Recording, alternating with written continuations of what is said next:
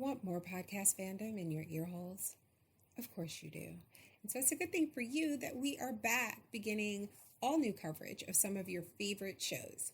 And you can still head over to patreon.com/podcast fandom to become a premium subscriber for access to our coverage of shows like Westworld, WandaVision, Loki, Attack on Titan, The Legend of Korra, and more. Also, if you are on Clubhouse, look up our club, Podcast Fandom, where we talk about shows like The Walking Dead and WandaVision.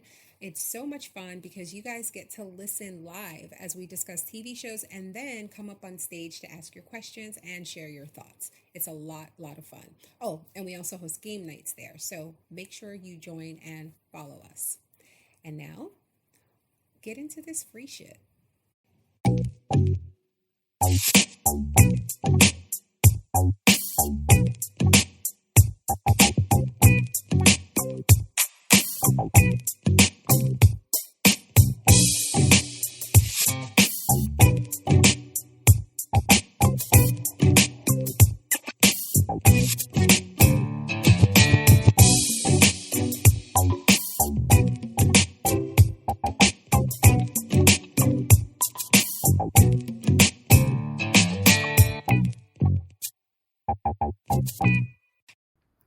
Hey guys, welcome to Podcast Fandom, the official podcast for ProjectFandom.com. I'm your host, Nina, and I am going to be discussing a show all on my own, a show that I've heard a lot about that has been recommended very highly in the group, our Facebook group, called Motherland Fort Salem. It is a show on Freeform that is currently in its second season. And I am going to be discussing the first season, obviously, now. And my plan was to discuss the first 5 episodes of the first season in one podcast and then the final 5 in another. And I set up my notes that way. I was like, it'll be not as formal as a podcast usually is when it's 3 of us and we're talking like scene by scene. So I'll take like general notes about the plot and the world, and so I had it structured that way.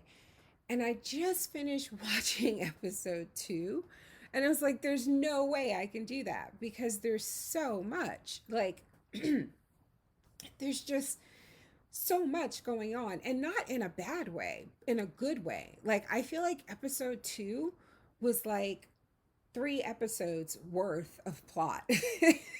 um and I was enjoying like every second of it. This show is better than it has any right to be, and I don't know if that makes sense, but I don't know, maybe I just had very low expectations, but the show is just really good. So I want to talk about the first 2 episodes, and what I will probably do is just gradually release these as I record them.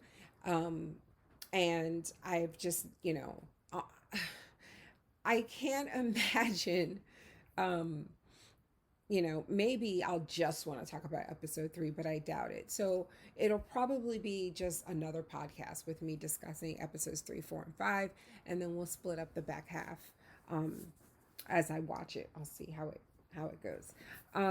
Okay, so the overall synopsis of the show. This is an alternative history where witches exist and they make up the military forces all over the world, right? Um, and there's a group of witches called the Spree. They're basically a witch terrorist organization carrying out these horrible acts against innocent people. But I feel like as you watch these 2 episodes, they feel like maybe they kind of feel like freedom fighters when you look at how the women are drafted into the military. But getting a bit ahead, or well, maybe not. Oh, well, first, let me say the episode titles. The first episode is called Say the Words, and episode 2 is called My Witches. I literally like just finished watching this episode, and I'm giggling because the meaning for that title happens at the very end. So I get it now. I totally forgot this was the title of the episode until she said it. Um, so anyway, the main characters are three witches named Tally Craven. This is what I have of Tally in my notes. This is interesting now, considering how I feel about the character after two episodes.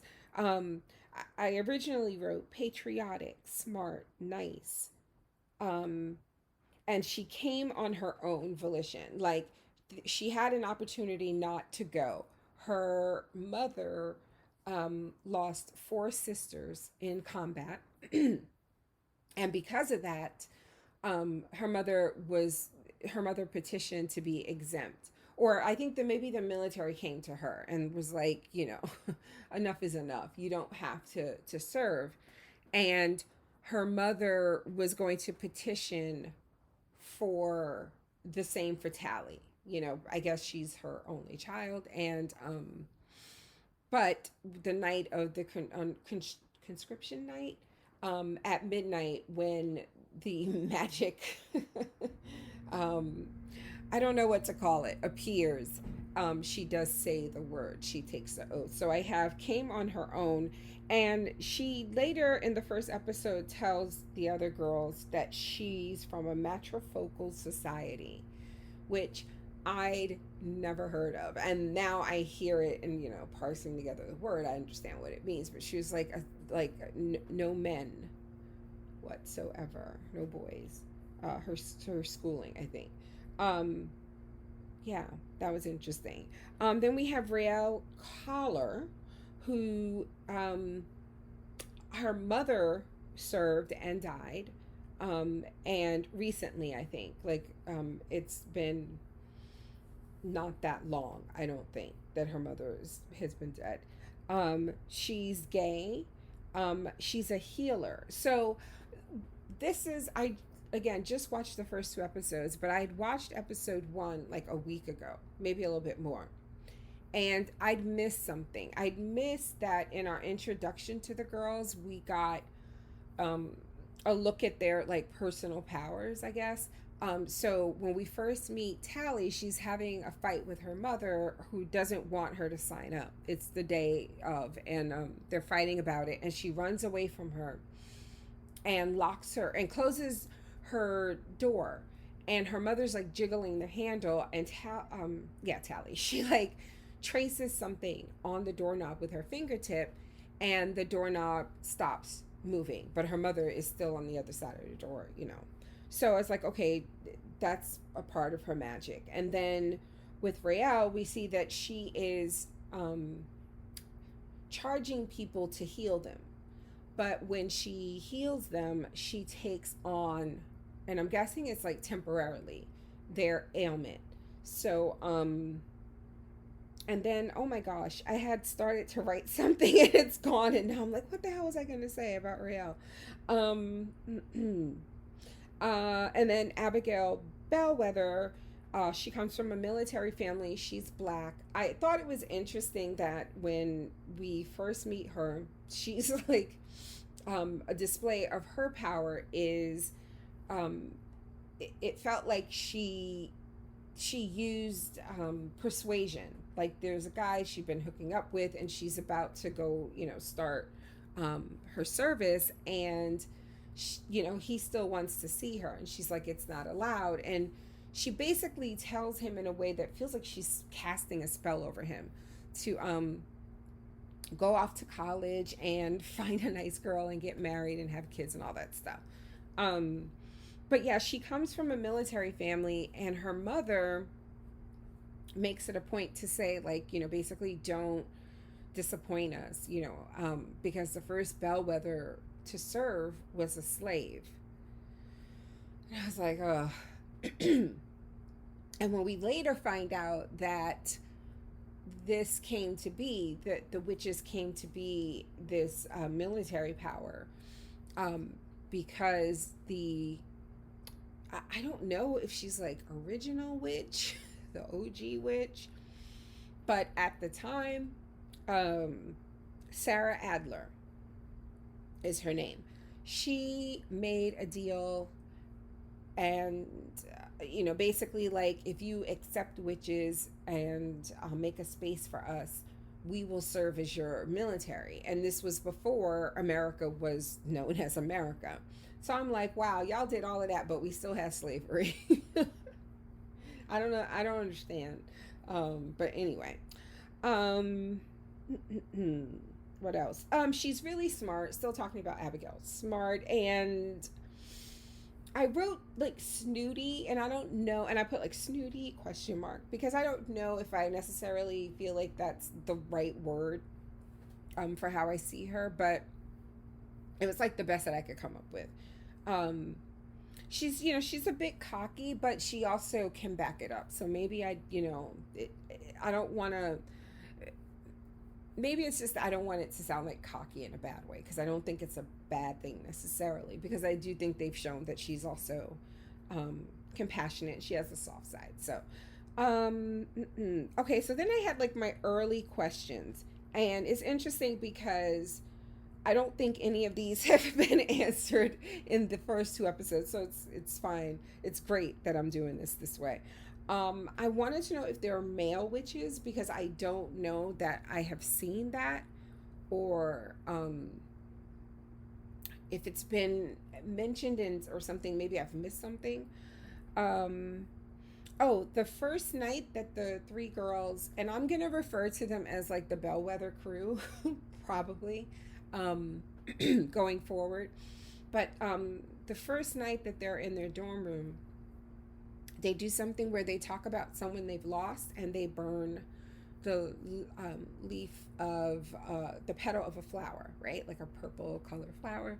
And Raelle talks about her mother. And, well, oh, wait, let me start with Tally. Tally talks about, oh, the fact that her mother lost her sisters and everything.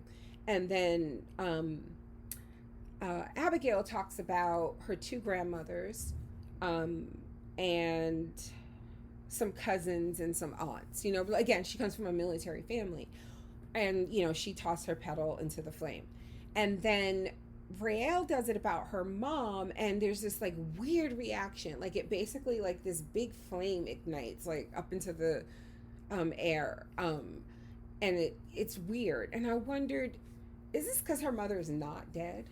Because she talked about her mother's death in a way that it felt very final. She said something about like she died on a beach and the sand turned to glass around her and they had to chip her out, what was left of her, and it just felt, I don't know, very comic book y, if that makes sense. And then, those types of deaths, quote unquote, usually don't stick.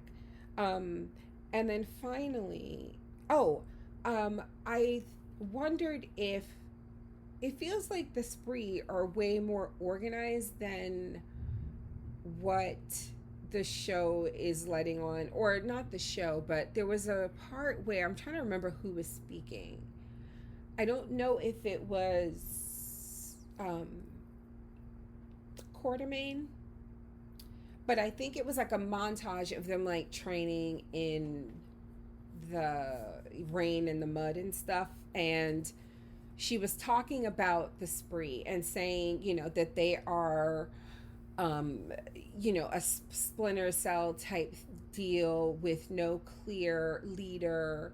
And, but like in the course of just these two episodes, seeing what they've done and how they've infiltrated um, Fort Salem, it's like, I don't know. I'm wondering. I'm like, I think either the characters, whoever said that, either they are lying to these cadets, or I really want to go back and see who said that and what the context was. But or they're purposely lying, or they're just dumb, and this is why they're getting their asses kicked. So in terms of like the first episode, plot points, the main thing is the intro to the three girls and their powers, which we've already talked about. Sarah Adler, um, the exact way she phrases, she says, um, the deal she made was honor me and make room for my kind, and we will be, this military force for you. I was like, wow, okay. I mean, that both sounds like a deal and a threat at the same time, if that makes sense. Um, the character of, I'm hoping I'm going to say the name right, Anastasia. I've honestly, in my head, I've just been saying Quartermain. Um, so I didn't bother to go back and check, but I will.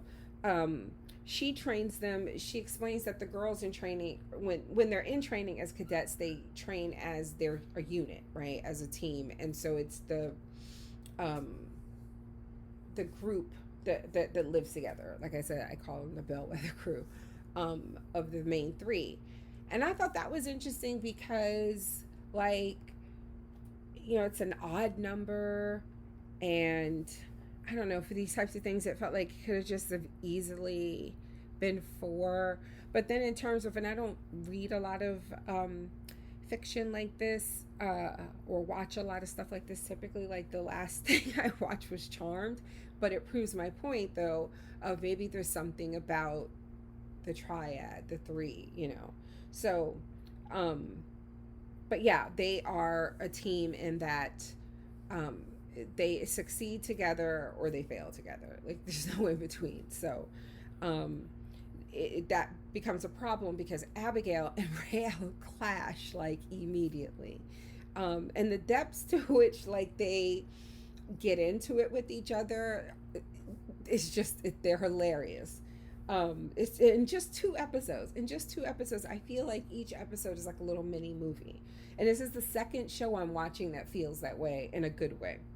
Um, so then I had like things that I liked and didn't like, or that I thought were noteworthy. I thought it was noteworthy that, the girls are treated like heroes, like how people treat, real life military veterans in an airport, to the point where, like, when Tally presents her medal, it's like that is her payment, that is everything, and her a man who's booked on her flight, which is overbooked, which is full, um, gives up his seat gladly because Tally's going to serve, and she hasn't even done anything. She's not even like in a uniform or anything. She just had that medal, saying that she, said the word. So I thought that was interesting. Um, hmm.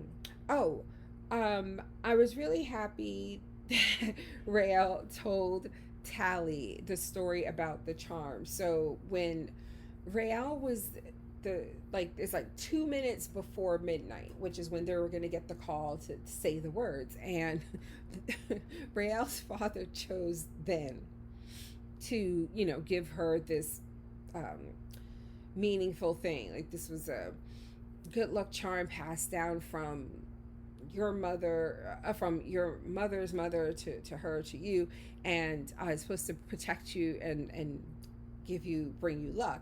And my first thought was, well, shit, was the mom holding it when she died? Because, but it's this sweet moment. She hugs her dad goodbye. And so later, when she's bonding with Tally, Rael tells this story and she says, I wanted to ask him if mom was wearing it, but sometimes I'm nice. I laughed so hard. I was like, I'm so glad at least she thought it, because I had questions, is all I'm saying. Um, Speaking of questions, that's the next little section in my notes. I wanted to know, what is salva? And it's interesting because now I have a better idea of what it is, kind of, sort of. That's kind of answered in episode 2, where we see, I think it's the beginning of episode 2, right? Where we see, oh God, what's her name? Alder, right? That's her name. I don't want to say Adler. Shit, it is Alder, right? Good Lord. Um, yes, Alder. And the president, I think it's President Wade, played by Cheryl Lee Ralph. Listen, y'all would have gotten me to watch this sooner if you told me that the president was a black woman. Also, if you told me that you rarely see men, and I love it. I love it. They're just like background. They're like a potted plant. It's the best. And then, like, when you do see them, they're getting curved or they're like too stupid to eat pizza. I love it. You guys should have told me that. I'd been watching this from the beginning. But anyway, where were we? Um, but yeah, so I'm the first time I think I hear Salva is when in that beginning when oh, excuse me, when Abigail's talking about how many people she's lost in her family, and she says both of her grandmothers in their 50s, one in the air when her salva ran out, and I was like, oh, she was a pilot, and like something like oxygen ran out, like I didn't get it. But then later we see, um, oh God, what's her name, Scylla, quote unquote, um, do this with what's her name, Raelle, in the woods, and it's like some kind of drug that makes them like fly, I guess. And so yeah, um, who are the clicking women? Y'all know what I'm talking about? I don't know what they're called. It's just like a gaggle of so just some old ladies, and they're just clicky noises, and they're very judgmental, and I don't know, they're frightening. I need to know more about them. But yeah, they're in Alder's office when Abigail called herself throwing the rest of the team under the bus. She's like, look, Raelle sucks, so I don't need her fucking up my war college chances. There's a lot riding on this. My mom. Oh, wait a minute. Apparently, Sarah is like a bazillion years old. I can't believe I skipped over that. I forgot. Like, she was there from the beginning. And I feel like she wasn't saying like reincarnations of me. She wasn't saying like my great grandmother or not. And she was like me. That's interesting because she looks amazing, um, especially for a white woman. But anyway, where was I? Oh, so Abigail called herself wanting to leave, and they shame her, and then they say like as one, get out of my sight, and it was the scariest shit yet in the episode. It was scarier than the fucking balloon suicide that opened the first episode, which was chilling. I was like, oh, this is how we're starting off. That's the other thing. Y'all didn't tell me when you had all of this violence and sex and fucking and stuff. Y'all did not tell me this was what was going on Freeform. I was not informed. I'd have been watching this from the beginning. But anyway, um, what else? Just answered my own question. As terrifying as that first scene was, I'd completely forgotten that um that this I just said it, the mass suicides, that this was included in this plot line. And so at the very end of the episode, like there was the, if you've you know it was basically a suicide prevention hotline number is shown at the end of the episode. And I was like, why did they, that was interesting. And I didn't like, I thought for a second, sometimes when behind the scenes someone associated with a show passes away and there's like a message at the end, I thought, well, maybe there's something like I missed. Completely forgot that this is what the spree has chosen as their methods of terror. Yeah, this spell basically that they've perfected, using sound to, that it's trapped in a container. I guess we could talk about it now. In this case, most times it's been a balloon. But throughout the course of, I think, episode 2, we learned that they set one off. Oh God, why am I forgetting where? Somewhere in Europe. Oh my God. Well, I'll probably get to it in my notes, but it was contained in a plastic bottle.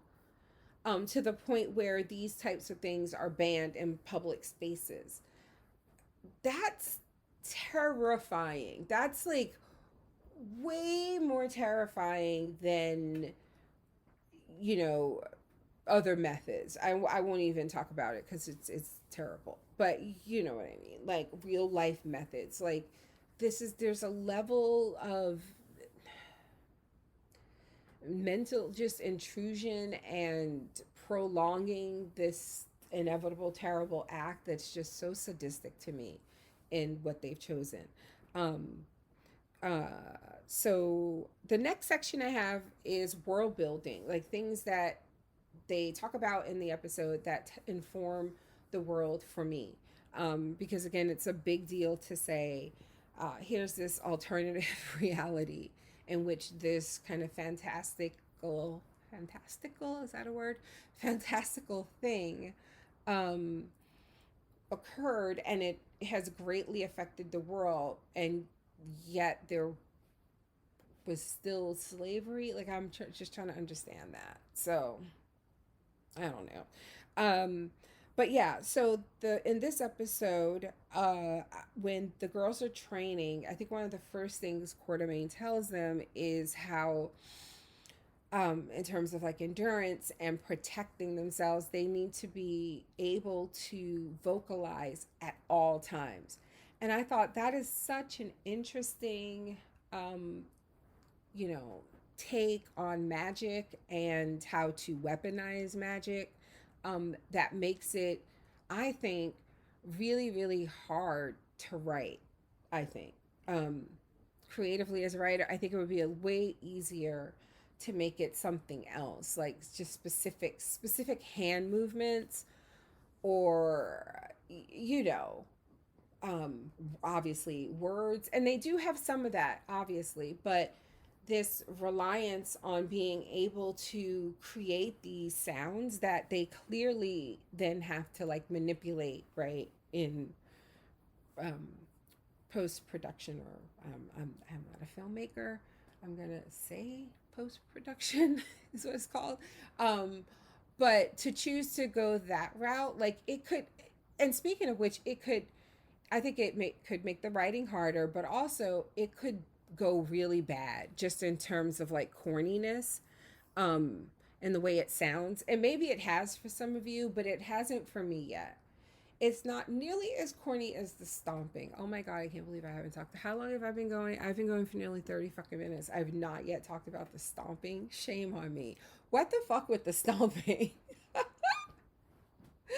I'm like, but I will say, when the girls are in the cafe, I think they're somewhere, they're sitting down. Yeah, I think they're in the cafeteria.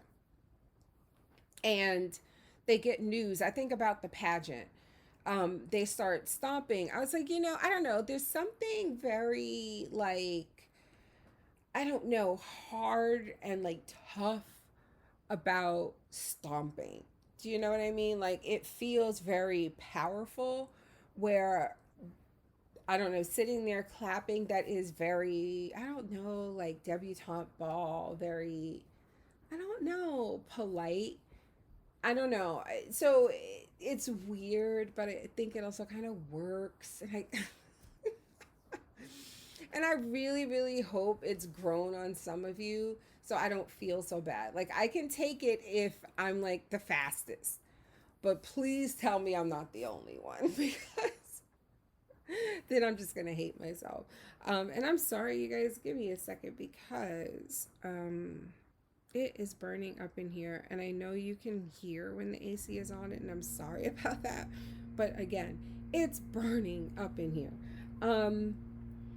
So yeah, being able to, they have to be able to vocalize at all times. All right, so episode 2, my witches, same setup. I have my highlight plot points, some questions that I have, and some world building. A lot of world building, because I feel like, again, I could not believe this was just the second episode, you guys. I'm like, there's so much happening, and it's happening so fast, and I have so many questions.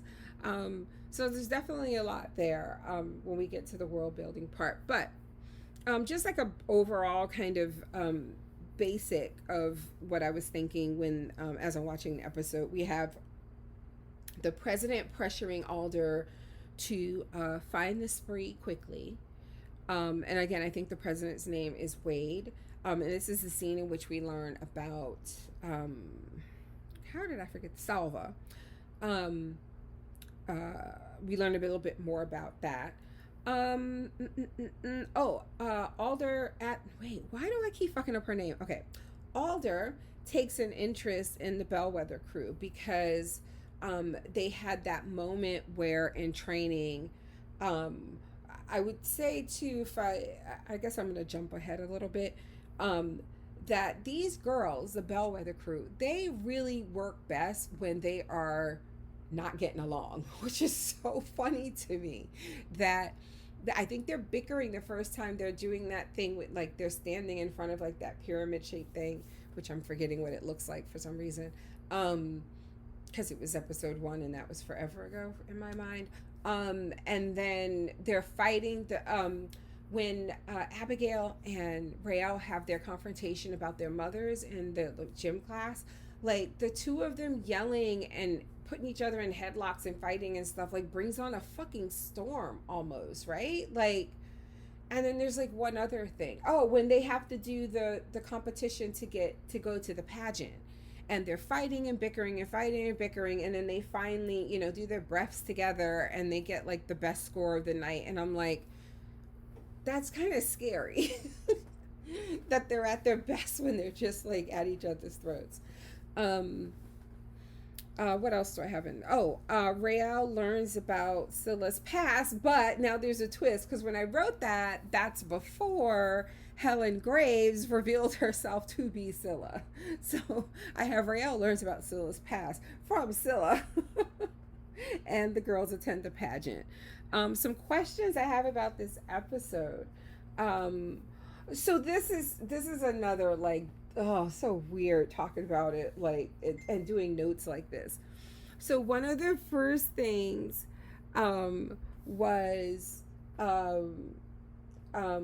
was that teacher flirting with. So when we first meet and shit, I don't know if I have her name. When we first meet the woman in whose daughter dies at the end of episode 2 in that operation trying to catch the spree in, is it Kiev? I think it's Kiev. But we first meet her in the girls' cafeteria at the school at Fort Salem, and she tells Tally, "You remind me of my daughter." And it was just something so weird in it. Like, I was like, what is this? This is a little creepy. I don't know why. It just felt like I didn't understand, like, why they were, because, like, when she walked away, it felt like when you do like a oh my god, oh god, like when it's like a guy and it's like a romantic comedy or something about girls, and it's like, how they always have to portray girls as when he walks away they just can't contain themselves, it's like like they had them behave in that way, like they were starstruck in a rock star way, and I think maybe that's why it just felt a little weird to me. So in retrospect, like, I now know what it is, but at that moment, it just, the scene was so bizarre to me that I was like, what the hell is this? And then I have in my notes, never mind, because she watches as her daughter dies, and I'm like, what the fuck? These spree are not disorganized. They're not, like, y'all have taken L after L after L after L. And it's wearing thin, as we see later, when this woman, basically tells Alder, what the fuck are you doing? And she walks off pissed, and you can understand why. So I'm so split on Tally. Like, it's weird because I think of everyone, I can kind of see where the character growth can go. There's like these different options. And with her, I feel like they're setting her up for either tragedy or a heel turn of some sort. Because I don't And just as I was thinking that, like, I'm watching this episode and I'm trying to like put into words what I'm trying to say, which I'll still attempt to. We get the scene when they're at the pageant, they're outside, and we see a little girl treat her again, very much the way you see, military service men and women and service people, and the way you see like rock stars treated. Again, it's like this idol worship, right? You see it with this with her and this little girl who wants to like wear her medal and talk to her, and and she's proud of that. And so I get that. I guess I don't know. I guess that's all it is. Like, she just, we're supposed to believe that she is motivated by just seeing how shitty the world is, right? They mentioned that the draft numbers are at an all-time low. So, and then obviously again, L after L from the spree, like, she feels like the world needs them, and so I guess, but at this point it's like they're setting her up where she's so good that either again they're setting up some sort of tragic fall, or she's not as good as she appears. So I don't know.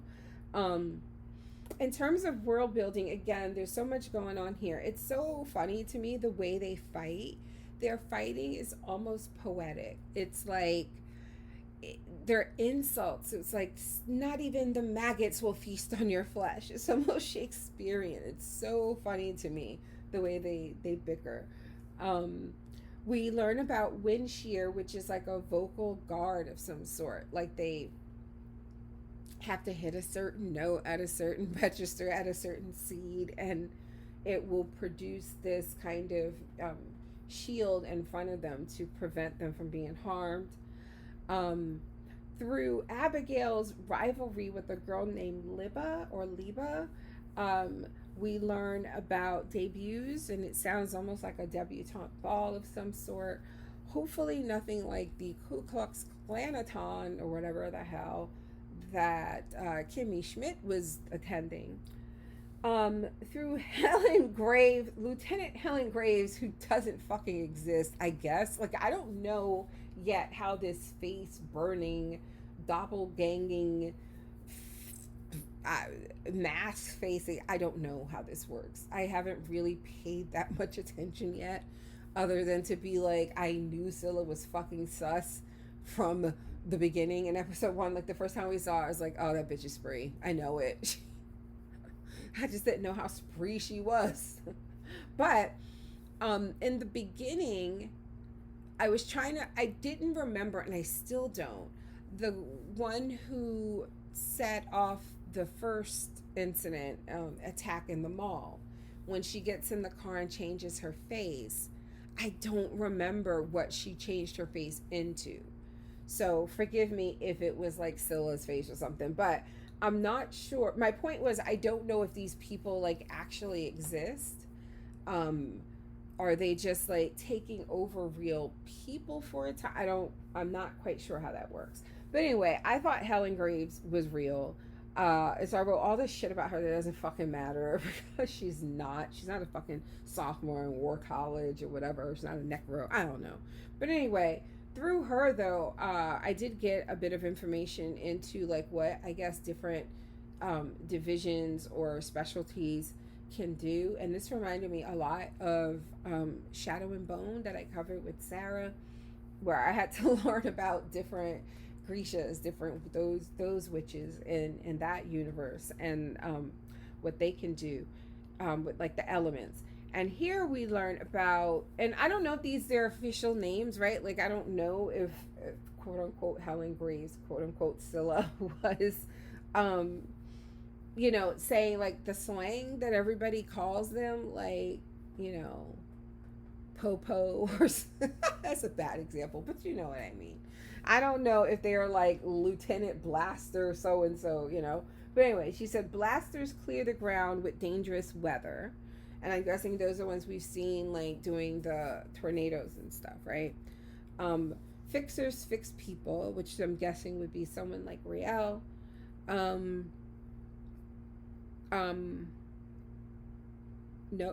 do I?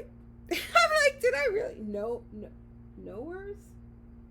Really? Is that what that says? I'm way too high for this. Knowers see around corners, so they know, they tell you like where to go, when to go. And necros, like, do they get information out of people? Like, I wasn't still quite sure what they do. Um, yeah.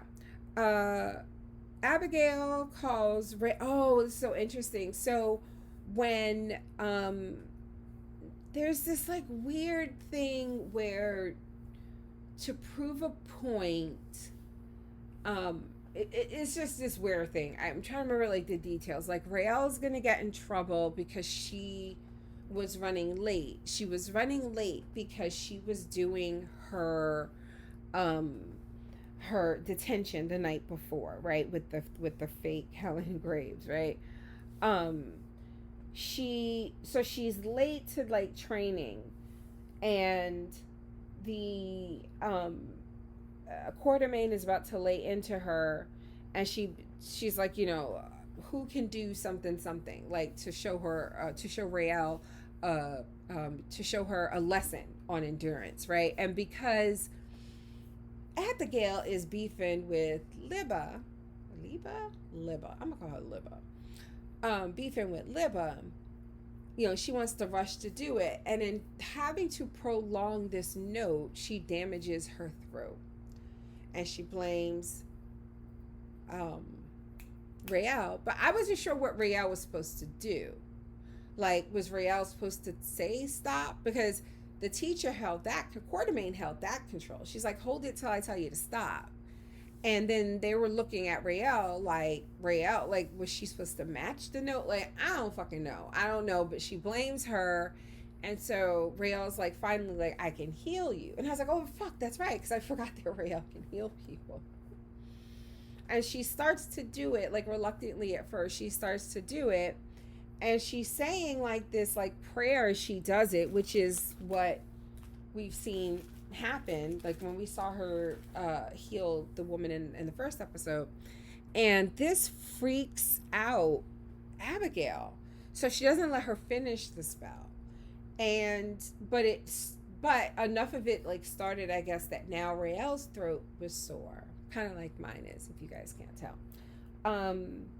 But it's interesting that she was like, at first when she wasn't gonna let Rael do it, she calls her magic country shit. And I was like, wow. She said that with all the disdain of a white person. Like, she was like, I was like, wow. It's like, I was like, that sister has heard this tone before. I believe that. That was so bad. We already talked about this, right? That they work well together when they fight. And we learn about death caps via the creepy date in the woods. Like when Scylla takes Rael out in the woods, and she like looks for something recently dead, and she pulls up these death caps, and I'm like, this world is so interesting to me because it's so militaristic, and hard in that way that militaristic things are, but it's also like very spiritual and kind of beautiful in the way the magic is portrayed. So it's just this really interesting juxtaposition. So it's like having something like, I don't know, the closest thing I can think is, and I didn't watch all of it, would be like The Magicians, where sometimes you had, what I distinctly remember is loving the very first episode of The Magicians, and you have this like mix of this very real concrete world that looks like the world you walk around in, blended with like this, bizarre, fantastic, magic filled world. And it's just this interesting mix for me. I see it in the Nevers. What else? I had another one and I lost it.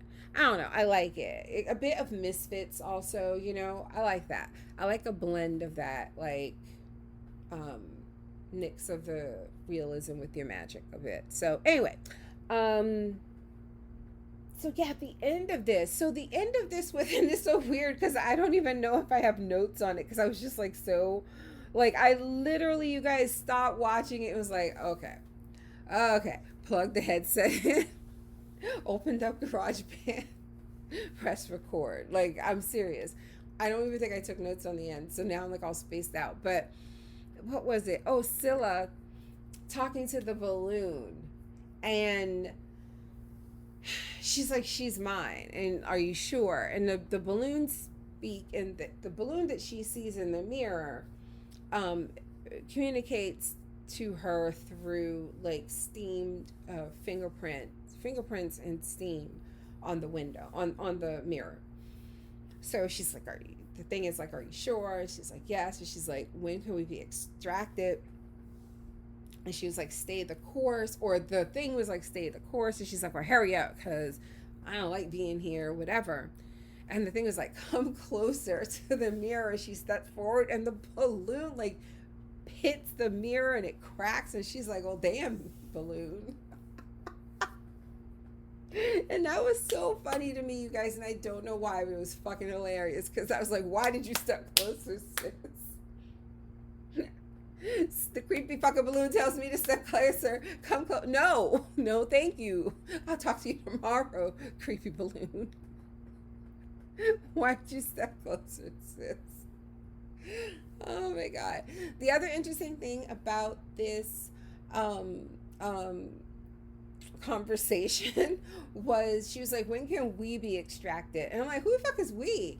Now listen, Tally's sus, sis. She's sus.